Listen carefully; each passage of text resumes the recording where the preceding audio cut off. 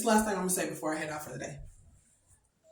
I will never understand the people who bandwagon behind someone just because they're both men. If you're not abusive, but Johnny is, why would you post a comment or make a video response to something that a woman is saying that Johnny did to her and say that she's lying and try and strip her of her credibility?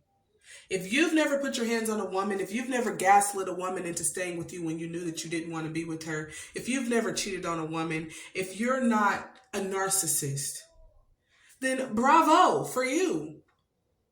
But baby, there are so many men out here who are. There are so many men out here who do not mind putting their hands on a woman.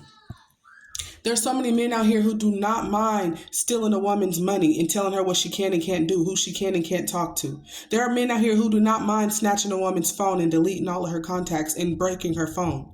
There are so many men out here who do not mind kicking or punching or stumping or slapping or throwing objects at or pulling guns out on women. There are so many men who are not above that. But you play basketball with them. But you went to school with them. But you related to them. But they've never acted like that in front of you. Or maybe they have, but you thought they was just playing.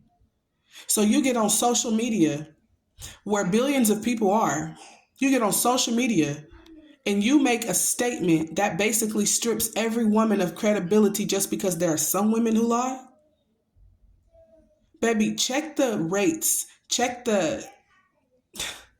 Jesus, I don't even understand why I have to say this.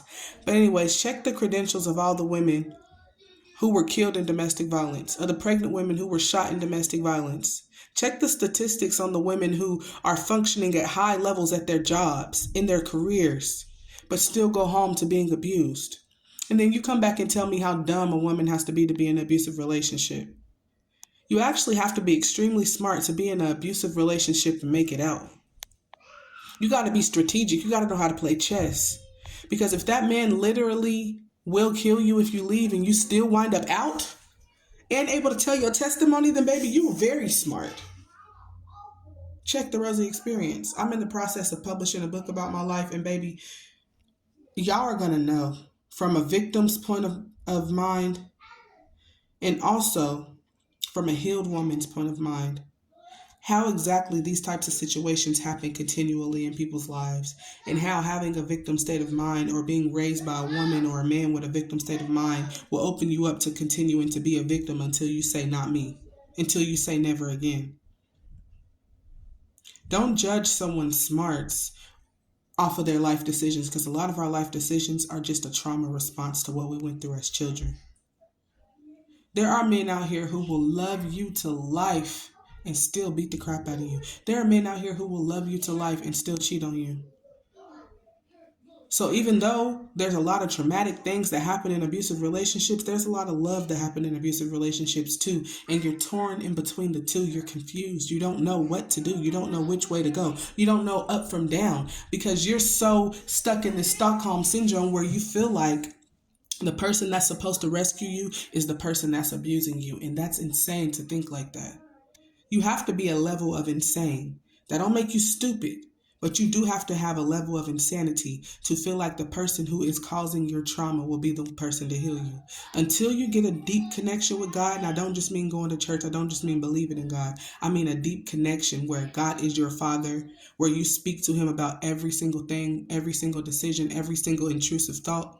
Until you do that, you're not standing for anything, so you're going to fall for the trick of the enemy.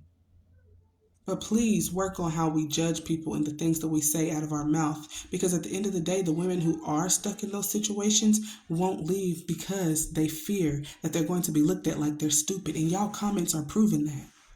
They're going to be looked at like they deserve it because they chose them. They're going to be looked at like they chose to be in it for that long, so that must just be what they like. Nobody likes to be abused. But you become accustomed to it when that's all you've ever seen. And then that's the only relationships you've ever been in. That don't mean you like it. Everybody wants love. Everybody wants to be treated properly. But when you feel like there's nobody out there that can treat you properly, you're going to accept whatever you feel like is better than something else. Well, he might not do this to me, so that's better than this.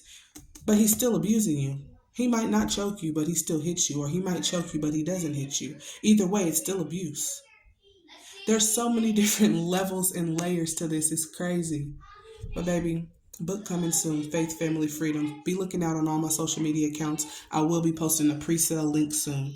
Y'all have a blessed day.